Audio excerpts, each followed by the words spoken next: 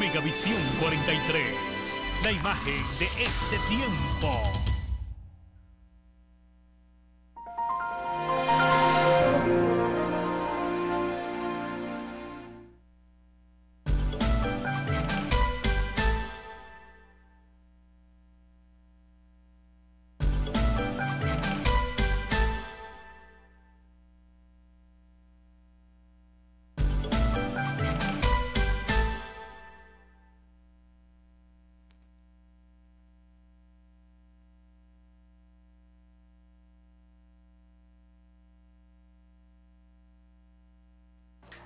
Buenas noches, amigos que nos sintonizan todas las semanas en su programa de orientación, consejos médicos en su hogar, dentro de Facenda en el Punto. Y esta noche, al igual que todos los jueves y los martes, tenemos un programa de sumo interés para ustedes, para que así se puedan beneficiar de su consejo médico dentro de su hogar.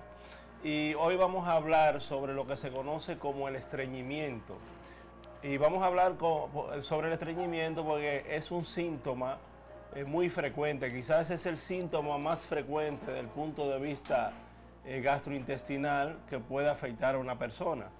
Es el síntoma más frecuente y, como digo, es un síntoma, la constipación o el estreñimiento, y no una enfermedad, sino que es un síntoma que es participar en muchas condiciones, en muchas enfermedades, como parte de la sintomatología. O sea, no es una enfermedad como tal, pero es un síntoma sumamente molestoso y que muchas veces necesitamos investigar la causa del estreñimiento y necesitamos investigar si ese estreñimiento es producido por alguna enfermedad de base. Pero en sentido general, amigos televidentes, el estreñimiento se va a producir en la mayoría de personas por situaciones autolimitantes. O sea, en muchas ocasiones hay una situación, por ejemplo, de un viaje, de una situación, por ejemplo, de un paciente que sufrió una cirugía o que tuvo una enfermedad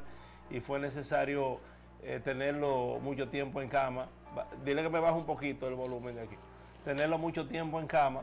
Y entonces esas situaciones muchas veces producen un estreñimiento agudo que es frecuentemente transitorio. Inclusive hay gente que, por ejemplo, se van de viajes y duran semanas y meses fuera de la casa, y esa semana y mes fuera de la casa se lo pasan con estreñimiento, se lo pasan sin evacuar.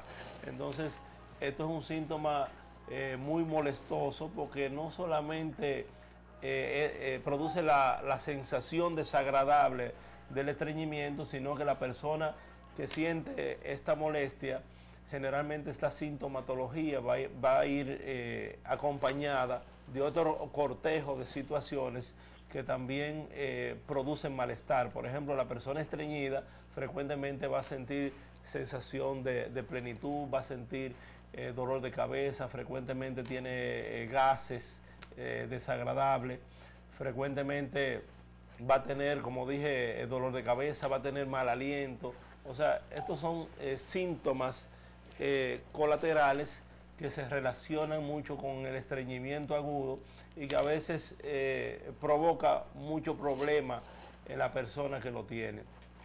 Y también tenemos, señores, lo que se conoce como estreñimiento crónico. En el estreñimiento crónico ya sí debemos investigar otras situaciones que frecuentemente van a provocar esta condición del estreñimiento crónico, que es lo que sufre la mayoría de personas. Las condiciones que predisponen a este estreñimiento crónico son múltiples. Por ejemplo, nosotros tenemos que la persona de edad avanzada frecuentemente va a sufrir más de estreñimiento que las personas más jóvenes. También las mujeres sufren más frecuentemente de estreñimiento. Durante los embarazos hay frecuentemente estreñimiento porque la presión del feto sobre la cavidad abdominal va a provocar una obstrucción parcial de intestino, y entonces la mujer frecuentemente hace un estreñimiento durante el embarazo, y después que pasa el embarazo, muchas veces muchas mujeres quedan con este estreñimiento. Entonces es importante tenerlo en cuenta esto. También las personas que ingieren poca agua, la mayoría de personas en nuestro país frecuentemente se acostumbra a no tomar agua, y siempre hemos hablado cuando estamos dando los temas aquí en Consejo Médico en su Hogar, de que la gente debe acostumbrarse a tomar mucha agua, agua clara, agua natural, no jugo, no refresco, nada de eso, sino agua pura.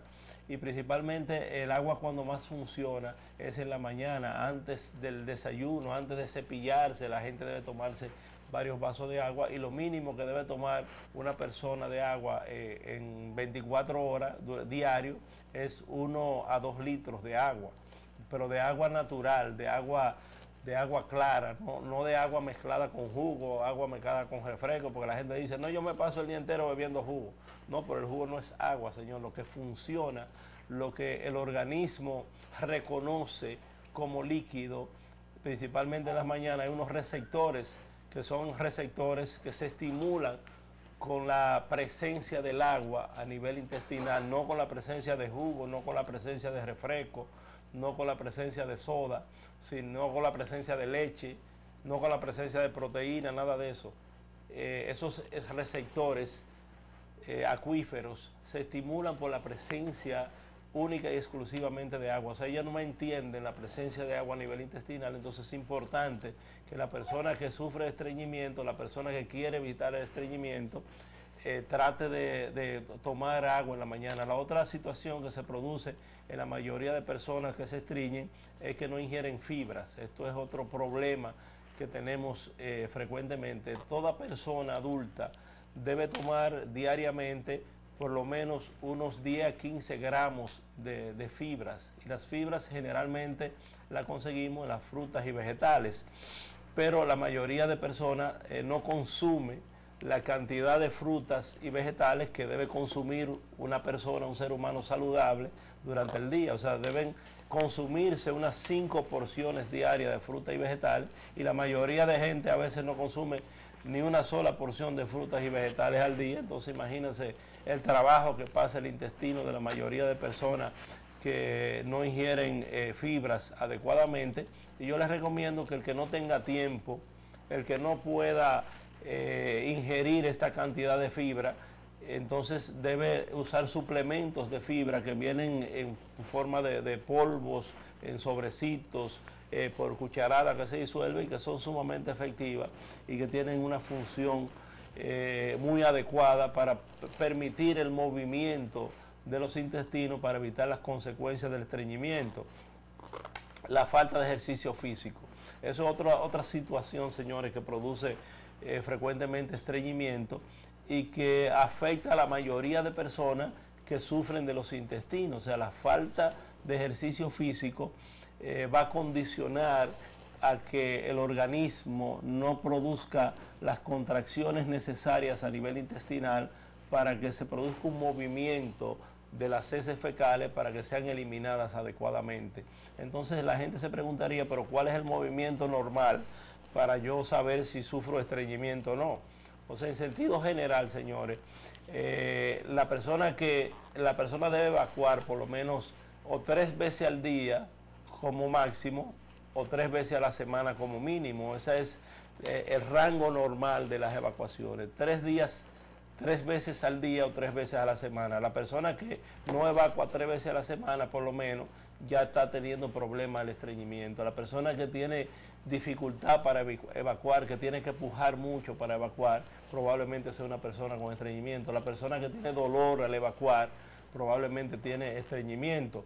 La persona que tiene evacuaciones incompletas, eso quiere decir que hay personas, por ejemplo, que están evacuando y nunca terminan de evacuar, siempre se quedan como que la sensación de evacuación todavía le queda y que el intestino no se ha vaciado completamente. Esa es otra forma de estreñimiento. O hay personas, por ejemplo, que van todos los días al baño, pero tienen heces duras y secas, y se parecen a la bolita de chivo, como dice la gente. Esa gente que tienen lo que nosotros conocemos en medicina como heces en esfélides, también son gentes estreñidas, gente que le da dolor para evacuar, o sea, todas esas son variantes del estreñimiento que molestan mucho y que pueden tener sus consecuencias. También, como vimos en la diapositiva anterior, Juan Carlos, también hay enfermedades sistémicas que frecuentemente cursan con estreñimiento, que cuando se controlan esas enfermedades sistémicas, entonces podemos también controlar el estreñimiento. Y cuando hablo de enfermedades sistémicas, señores, estoy hablando, por ejemplo, de la diabetes.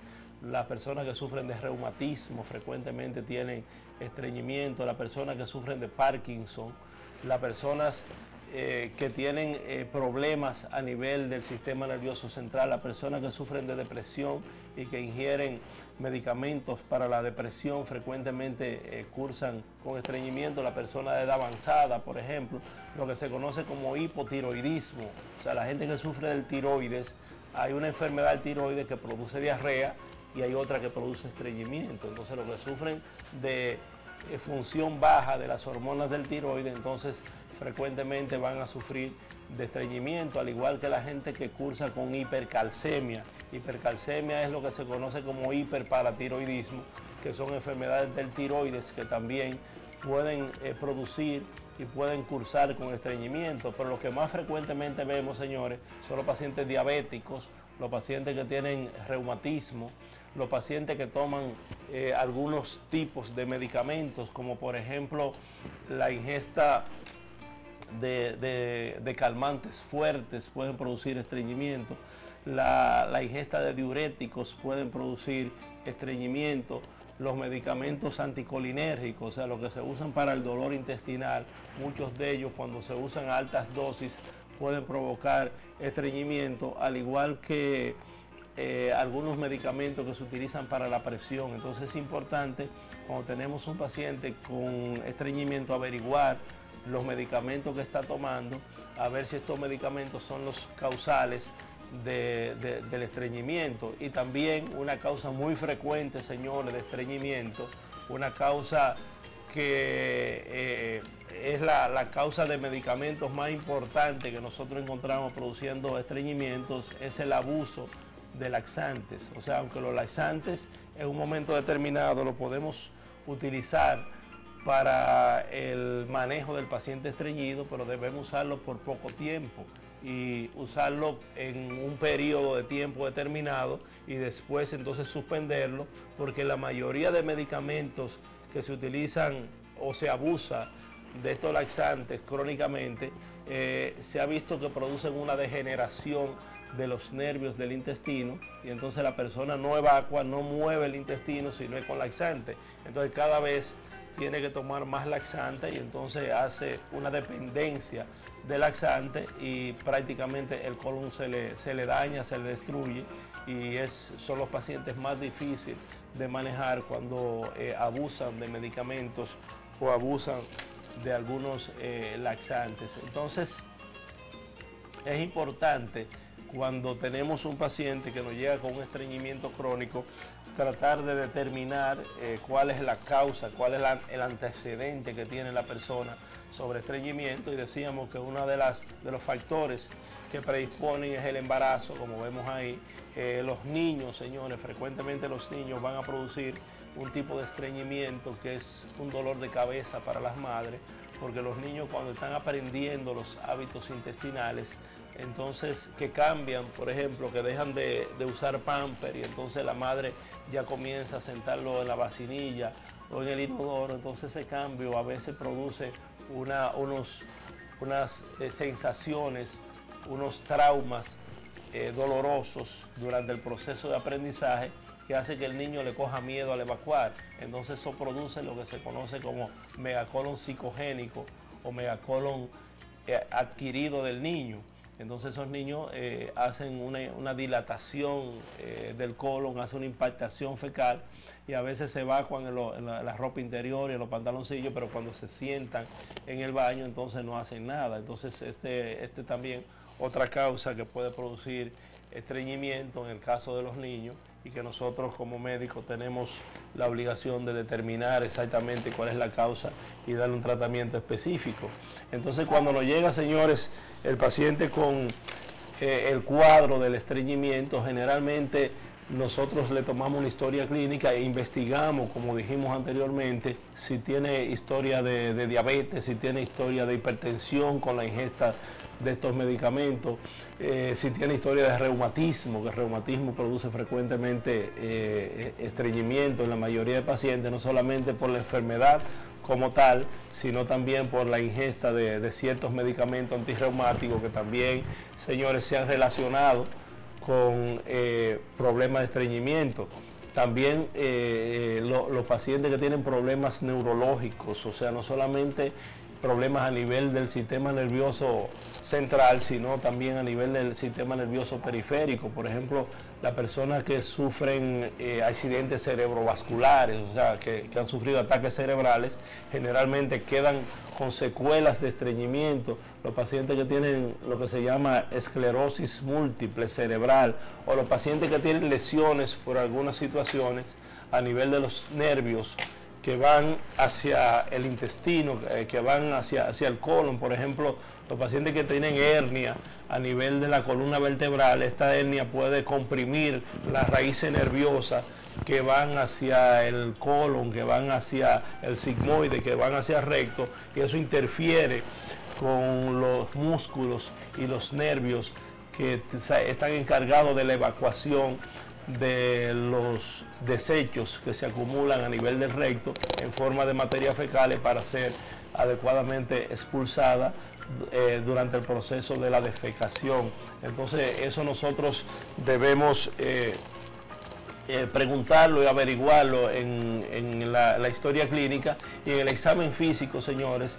Generalmente nosotros debemos palpar el abdomen, porque a veces encontramos masas abdominales, que puede ser por un fecaloma, que es lo que más frecuentemente vemos, o a veces puede ser masas abdominales producidas por un tumor, porque un tumor puede ser la causa, inclusive puede ser la consecuencia de un paciente que sufre de un estreñimiento crónico, y todo paciente que sufre de estreñimiento es necesario hacerle un tacto rectal, hacerle una rectosimoidoscopía, hacerle una colonoscopía, como dice ahí, hacerle una radiografía de colon y pruebas funcionales anorrectales y pruebas funcionales de ecografía, que son lo que nosotros utilizamos para llegar al diagnóstico. Entonces, señores, vamos a una pausa, y después de la pausa vamos a seguir hablando sobre este tema, y cualquier pregunta que ustedes tengan me la pueden hacer por el teléfono que sale en pantalla, y con mucho gusto vamos a compartir con ustedes parte del tema que estamos tratando esta noche sobre la constipación o el estreñimiento.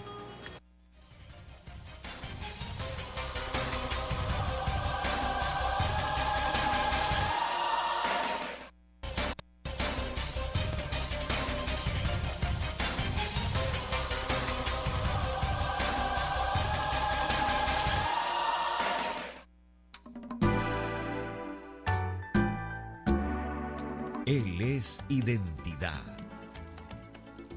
Por su cauce corre la vida de un pueblo trabajador. Cinturón de tradiciones, inspiración de grandes hombres y mujeres que han hecho única la ciudad corazón. El yaque es nuestra más preciada fuente de vida. Todos tenemos el compromiso de cuidarlo. En Corazán estamos trabajando para protegerlo. ¿Y tú, qué estás haciendo? Corazán.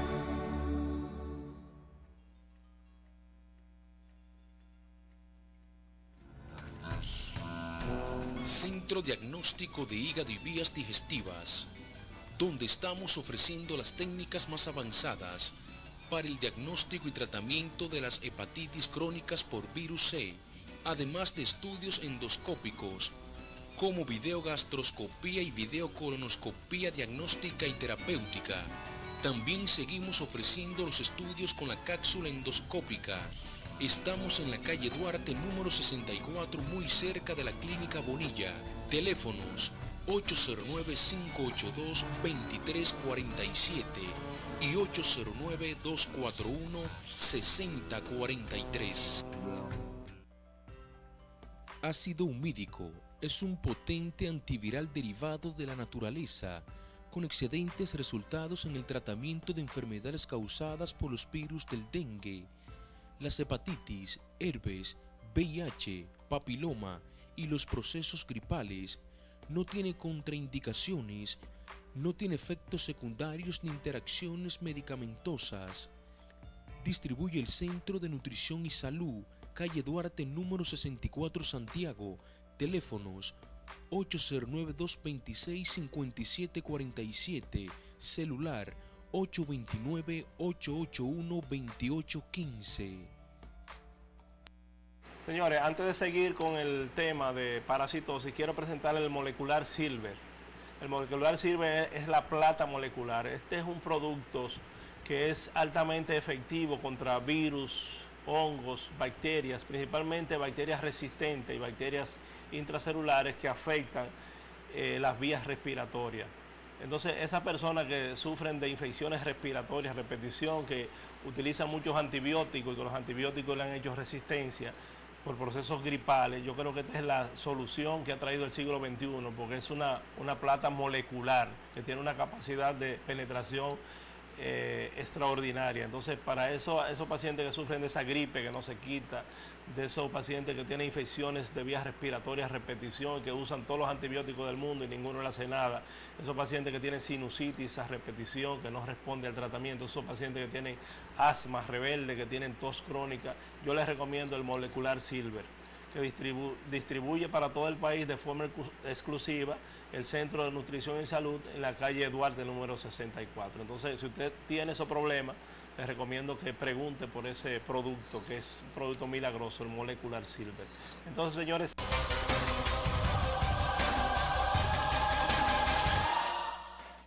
bueno, señores, estamos esta noche, para los que han sintonizado tarde, desarrollando el tema que tiene que ver con el estreñimiento crónico, la constipación, que es un síntoma que decíamos que es sumamente frecuente, que no es una enfermedad, pero es un síntoma muy frecuente, muy molestoso y que puede acompañar a muchas condiciones, no solamente a nivel digestivo, sino también otras enfermedades generales que también pueden cursar con constipación o estreñimiento. Y decíamos que en la investigación de un paciente con estreñimiento, nosotros los médicos debemos hacer todas las cosas que estamos viendo en pantalla, que es un historial clínico, un examen físico adecuado. En el examen físico no debe faltar hacer un tacto rectal y además del tacto rectal debe complementarse casi siempre con lo que se conoce como una rectosigmoidoscopía, donde vemos con una cámara el interior del intestino para ver si hay una causa metabólica o hay una causa anatómica que esté produciendo el estreñimiento. Podríamos hacer una colonoscopía, una videocolonoscopía, donde podemos visualizar la luz de todo el intestino y podemos tomar biopsia que nos pueden orientar hacia la causa del estreñimiento. O sea, todo paciente que sufre de estreñimiento debía ser evaluado completamente y adecuadamente, porque la mayoría de las condiciones que producen estreñimiento se corrigen, se curan, se manejan adecuadamente y ya la gente no tiene que pasarse toda la vida sufriendo de estreñimiento y automedicándose con cosas que a veces en vez de hacerle bien le hacen mal.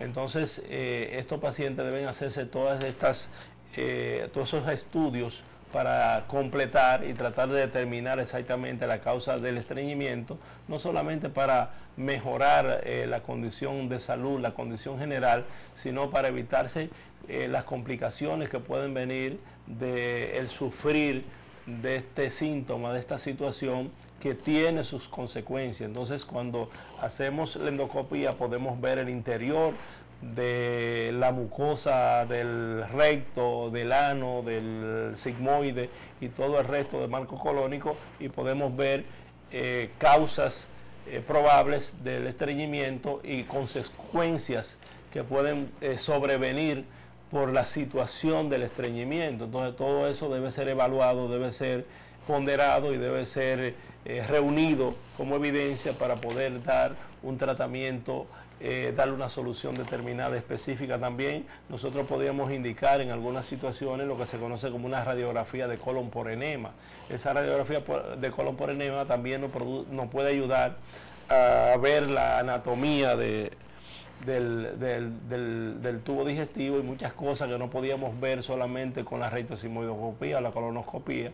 Entonces podríamos verlo también con el uso de la radiografía del colon por enema, donde se inyecta un medio de contraste, o no se inyecta, sino se pone en forma de enema un medio de contraste, y después que se pone ese medio de contraste por un enema, entonces se tiran unas radiografías donde se visualiza toda la extensión del marco colónico. Entonces, señor, el paciente que tiene estreñimiento, es necesario que implementemos tanto el médico como el paciente medidas generales que pueden ayudarle a mitigar este síntoma y a controlar y a manejar definitivamente el síntoma, y no depender solamente del uso de laxantes, porque los laxantes, como dije, se pueden usar por un tiempo, pero no se puede usar continuamente, porque las consecuencias son muy perjudiciales. Entonces es necesario cambiar la alimentación, agregar gran cantidad de agua con los alimentos, fibras, evitar los alimentos que producen estreñimiento. Por ejemplo, los alimentos que tienen muchas harinas frecuentemente producen estreñimiento. Los alimentos que tienen fritos, la papa frita, las pizzas, por ejemplo, los refrescos de botella, todo eso, señores, va a producir estreñimiento. La falta de ejercicios. Hay pacientes, por ejemplo, que están en una cama por una situación de salud, o que están en una silla de ruedas, pero también hay una serie de ejercicios que el terapeuta puede ordenarle, que puede indicarle, que puede aplicarle, y esto puede ayudar a que el paciente que está encamado o el paciente que está en una silla de ruedas también pueda hacer ejercicio dirigido a evitar o dirigido a manejar el estreñimiento. Entonces, todo eso es posible, y en muchas ocasiones necesitamos, además de las fibras, utilizar laxantes, pero por un tiempo específico determinado, y después suspendemos esos laxantes. En algunas ocasiones, cuando hay impactación fecal, muchas veces necesitamos utilizar enemas también temporalmente, o utilizar supositorio, y podemos hacer también lo que se conoce como biofeedback, que es un mecanismo mediante el cual hay un reentrenamiento de la función de los músculos y los nervios a nivel anorrectal, que puede normalizar definitivamente la función del intestino. En algunas situaciones es necesario hacer cirugía. Y por último, señores, hay consecuencias de la persona que sufre de estreñimiento. Por ejemplo, el paciente que sufre de estreñimiento puede sufrir de fecaloma, puede producirle hemorroides, puede producirle fisuras perianales, puede producirle prolaxo rectal, puede producirle diverticulosis y diverticulitis, y esto secundariamente puede producir perforación intestinal, o en algunas ocasiones inclusive se puede producir pólipos y tumores del estómago, porque la persona estreñida, las toxinas que se encuentran normalmente en los residuos fecales son cancerígenos y pueden patrocinar, pueden desarrollar, pueden promover el desarrollo de alteraciones genéticas de las células intestinales que pueden desarrollar posteriormente un cáncer. Entonces, señores, el tema que le traté esta noche sobre la constipación o estreñimiento, esperamos que le haya servido esta noche todo el mensaje que le hemos mandado. Hay algunas llamadas que me la han hecho por el celular, la vamos a tratar de responder después que estemos fuera del aire, y siempre nos quedamos unos 10 o 15 minutos también, como dice el doctor Naúl Compré, para contestar llamadas que ustedes no quisieron hacer durante la exposición, o que quieren hablar conmigo un poquito más detenidamente. Entonces, gracias por estar conmigo en esta noche. Buenas noches, y nos veremos en la próxima semana en otro programa de orientación médica, consejos médicos en su hogar, dentro de Facenda en el Punto. Buenas noches, y nos vemos en la próxima semana, martes y jueves, de 8 a 8:30 por esta Mega Visión. Buenas noches.